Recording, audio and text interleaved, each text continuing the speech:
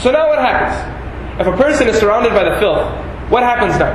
There's one of two things that are going to happen. The first thing that's going to happen to this person is, this youth, which happens to majority of our youth, is this person he will engage in masturbation. This is how he's going to release his desire. Now this person, the desires are piling up until he reaches a point where he doesn't know what to do. He's totally frustrated. He has his desire inside him. He has to release it. He doesn't know what to do. The first thing he's going to do is he'll masturbate. He'll engage in masturbation.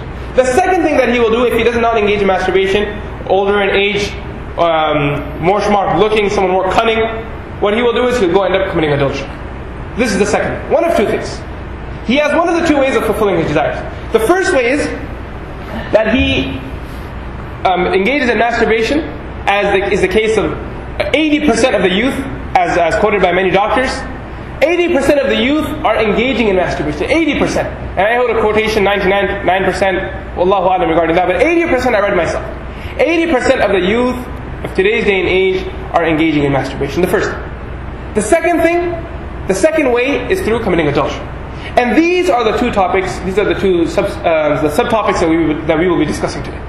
The first being masturbation, and the second being committing adultery, zina, fornication, adultery, the difference between the two, and we'll go into the detail of that. So the first thing is that how this starts off is, as we've been stressing for the past weeks, is the glance. It all starts from a simple glance. This is what it all roots off from. It all starts from a small glance.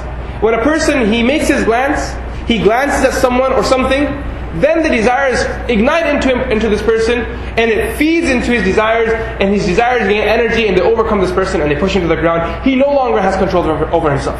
He cannot even fight back to himself. When he's at the peak of desire, he can do whatever he wants to, he can say whatever he wants to, he can think of whatever he wants to, but he's at a point right now where there's no turning around again for him. You know, there was an English poet.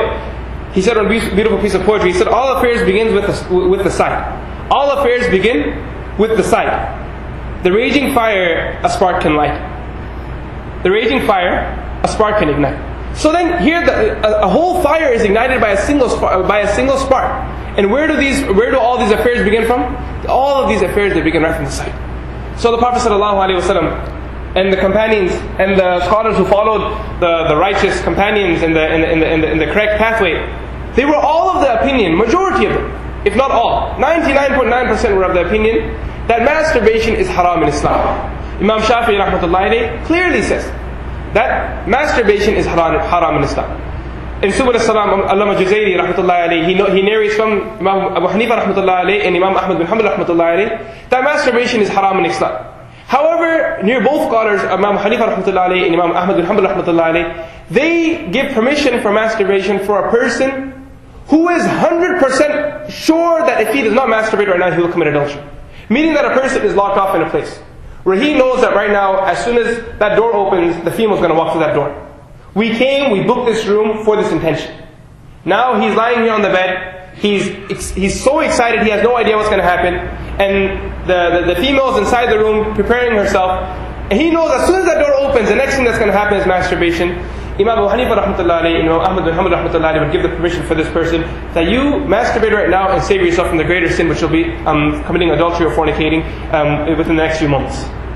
However, in general, haram again. Not a person, many of the youth, they say, there was a possibility I could have committed adultery. I was so excited I could have committed adultery. No, I could have committed adultery. Where a person is sure that there's no other way out, but he will commit adultery.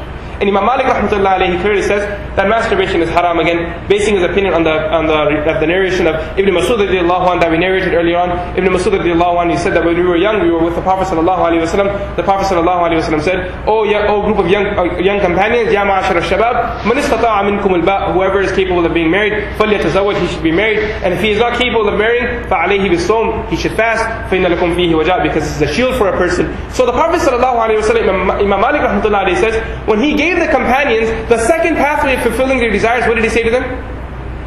What was the second pathway?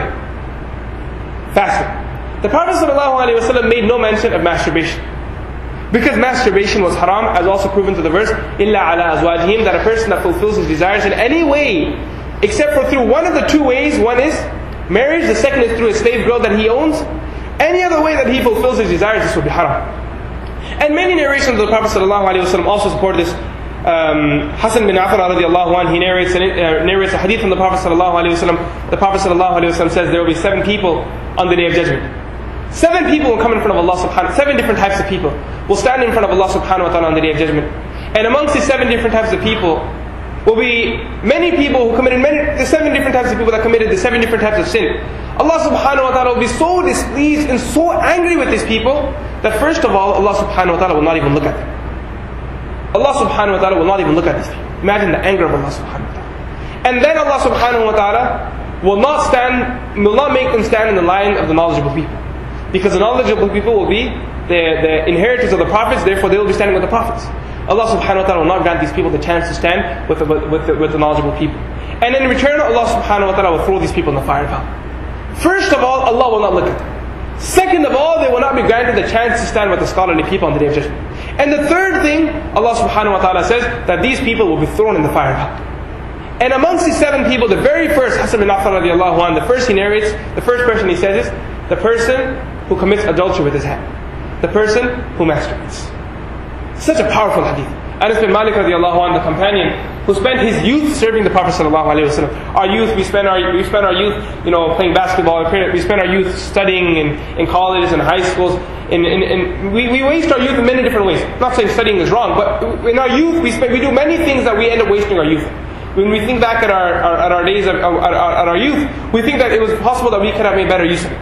But this companion Anas bin Malik radiallahu anh, he spent 10 years of his youth. From 10 years of age till 20 years. So he was 20 years old. These 10 years of his life he spent in the company of the Prophet ﷺ. He served the Prophet ﷺ all the time.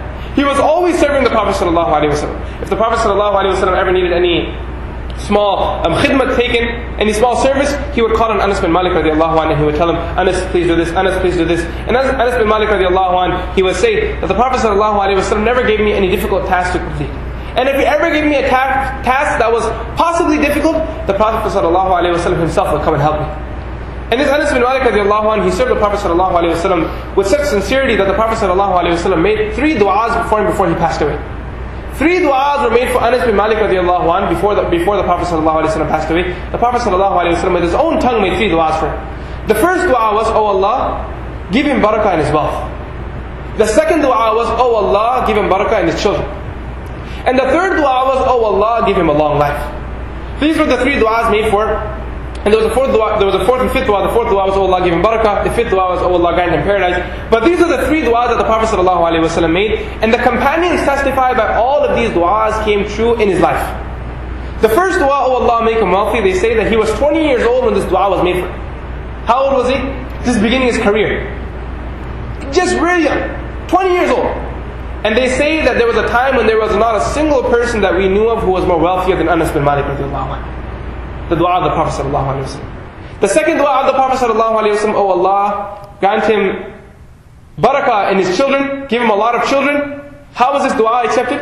Anas bin Malik radiallahu anh, he says that I buried 120 of my own children with my hands.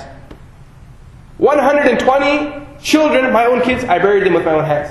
I buried 120 of my own kids. And the third thing he says, Anas bin Malik radiallahu anh, and the companion and the mufassir and the muhaddithin, the scholars write that Anas bin Malik radiallahu anh, he had such a long life that he lived over 100 years of age. This was a companion who was close to the Prophet sallallahu alaihi wasallam and spent his youth serving the Prophet sallallahu alaihi wasallam. He narrates a narration from the Prophet sallallahu alaihi wasallam. The Prophet sallallahu alaihi wasallam said, "Nakihul yadi mal'un."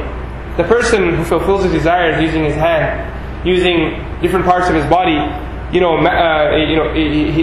stimulates himself, whether it be through touching, through pressing, through rubbing himself, or whatever action he does to reach himself to orgasm himself, or sometimes referred to as monosexual activity, where he himself is the one who brings himself into sexual orgasm, or to orgasm. This person, Anas bin Malik radiallahu anhu said, he is cursed by Allah subhanahu wa ta'ala. Nakihul yadi mal'un. The person who marries his hand, he is mal'un, he is cursed by Allah subhanahu wa ta'ala.